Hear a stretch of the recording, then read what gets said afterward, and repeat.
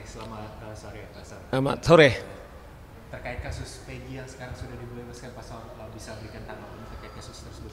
Kasus ini menurut saya adalah kemenangan kita sendiri-sendiri negara hukum kita. Bukan saja ini kita berikan syukur kepada saudara Peggy dan keluarga, juga selamat kepada hakim, tapi menurut saya juga ini cara menyelamatkan proses peradilan yang menurut saya itu ada cacat yang sangat luar biasa. Nah, supaya jangan terjadi menurut saya, kalau ada satu warga negara namanya Peggy Setiawan yang dianggap satu DPO dari 3 kemudian bermasalah, saya sih mendorong 7 yang sekarang sedang berjuang juga untuk mau melakukan PK. Usul saya adalah kawan-kawan polisi mendingan mendorong supaya PK ini diprioritaskan sehingga nanti bukan lagi bebannya kepada teman-teman di kepolisian, tetapi karena ini putusan pengadilan yang telah ingkrah, satu-satunya untuk membersihkan adalah harus melalui putusan pengadilan, tidak ada yang lain. Nah, caranya adalah namanya hukum luar biasa dengan peninjauan kembali. Itu menurut saya. Pak, selaku praktisi hukum, harapan Bapak ke depannya supaya kasus serupa tidak terjadi, Pak? Ya, harapan kita ini kan bermula dari penyidikan. Saya kira pengalaman ini akan menjadi pelajaran yang sangat penting kawan-kawan polisi di penyidikan. Artinya adalah ada hukum acara kita, ada perkap polisi, pastikan itu dilakukan sehingga hak ajasi dari warga negara siapapun terselamatkan. Kerja-kerja teman-teman penyidik juga kemudian terselamatkan, tidak jadi bulan-bulanan seperti ini. Oke, terima kasih. Thank you. Oke, Pak Haryanto, izin Pak, tanggapan Bapak terkait kasus Peggy yang sekarang sudah putusan bahwa Peggy bebas.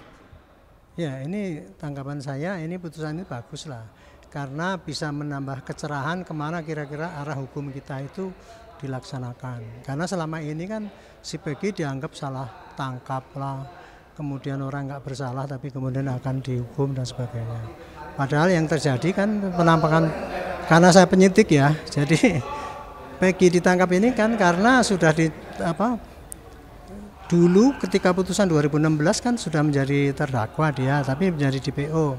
Nah, penyidik meneruskan itu, tapi kemudian dengan tindakan penyidik itu kemudian diprotes oleh semua warga dan kemudian kuasa hukum bahwa penyidik itu mencari-cari orang-orang yang tidak salah gitu. Tapi kan penyidik sudah punya bukti awal yang cukup, merasa punya bukti awal yang cukup, ditetapkanlah dia sebagai tersangka dan kemudian diajukan pra peradilan.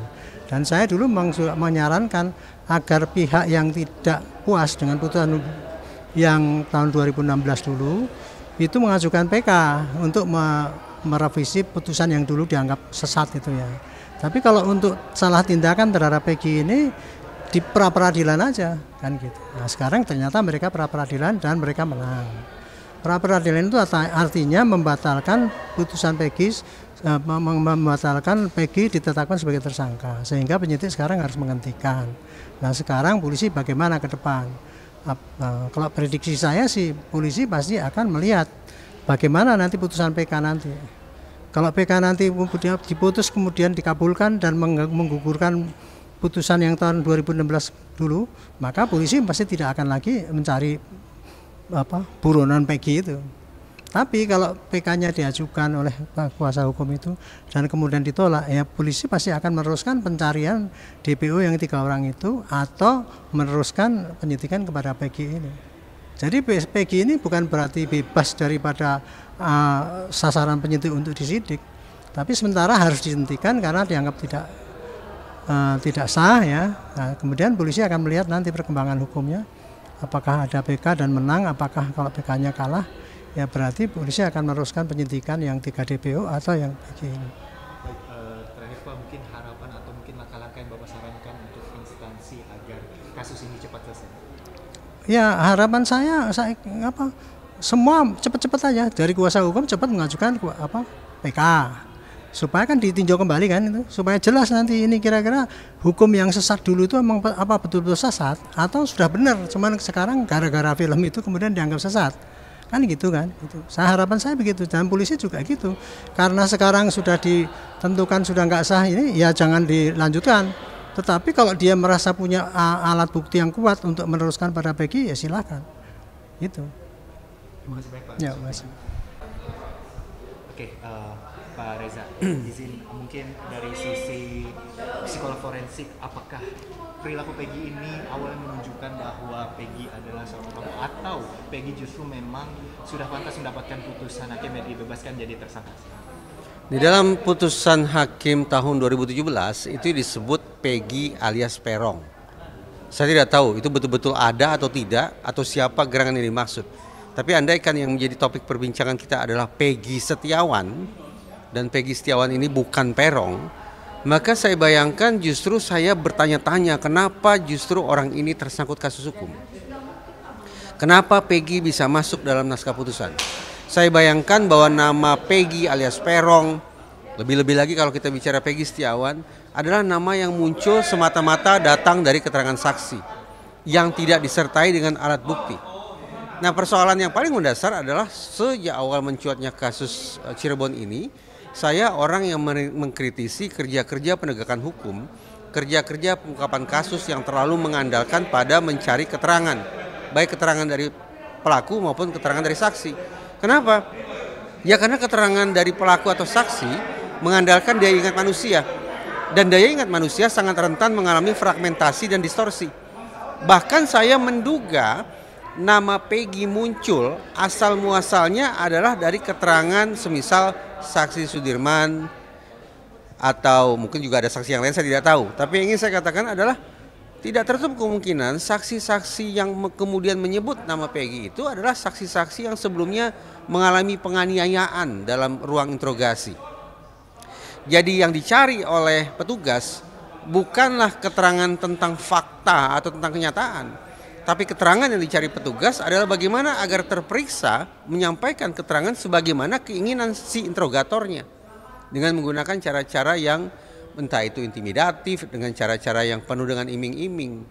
Nah, karena itu sekali lagi saya sejak awal sungguh-sungguh sanksi akan validitas keterangan yang disampaikan oleh pihak-pihak yang tersangkut dalam perkara hukum ini. Dengan demikian, kembali lagi rekomendasi saya ke titik nol. Daripada mencari-cari DPO, lebih baik sesungguhnya apabila Polda Jabar atau Mabes Polri kembali melakukan eksaminasi ke titik hulu guna menemukan bukti-bukti saintifik. Yang terakhir Pak, mungkin harapan dari sisi psikolog forensik agar kasus seperti ini terjadi Pak? Nomor satu, pengungkapan kasus apapun itu jangan memforsir waktu, memforsir stamina untuk membongkar keterangan. Karena keterangan disimpulkan dalam psikologi forensik merupakan barang yang paling potensial merusak penegakan hukum, merusak pengungkapan fakta. Alih-alih mengandalkan pada keterangan semata-mata, lebih baik mencari bukti forensik. Baik itu buka CCTV-nya, atau lakukan cek DNA pada spermanya, atau juga pastikan keakuratan hasil otopsi. Dan satu lagi, buka komunikasi elektronik via gawai yang dilakukan oleh para pihak. Poin yang terakhir ini justru menurut saya yang sangat-sangat penting, terlebih pada waktu-waktu belakangan ini. Saya bayangkan karena peristiwa Cirebon dibingkai sebagai pembunuhan berencana yang dilakukan secara berkelompok, maka pastilah pembunuhan berencana yang dilakukan secara berkelompok akan didahului oleh komunikasi-komunikasi antar pihak. Nah, kalau seandainya gawai para pelaku atau terpidana itu dibuka, maka akan bisa dicek sesungguhnya ada atau tidak komunikasi terkait dengan rencana pembunuhan tersebut. Demikian pula gawai pada kedua korban, yaitu almarhumah Vina dan almarhum Eki. Mereka aktif bersosialisasi, silakan cek sosialisasi mereka lewat komunikasi yang mereka melakukan melalui gawai. Akan ditemukan jawaban siapa dengan siapa dan terkait komunikasi tentang apa, serta jam berapa. Perkiraan saya kalau buka-bukaan bukti elektronik dari gawai ini diekspos, maka tidak tertutup kemungkinan simpulan publik tentang kasus Cirebon akan berbalik 180 derajat. Dan itu berimplikasi terhadap nasib para terpidana yang saat ini mereka menyandang status sebagai terpidana seumur hidup. Tapi kalau bukti elektroniknya dibuka, maka hitung-hitungan di atas kertas ada spekulasi bisa saja mereka menjadi manusia bebas merdeka. Terima kasih banyak Pak. Terima kasih.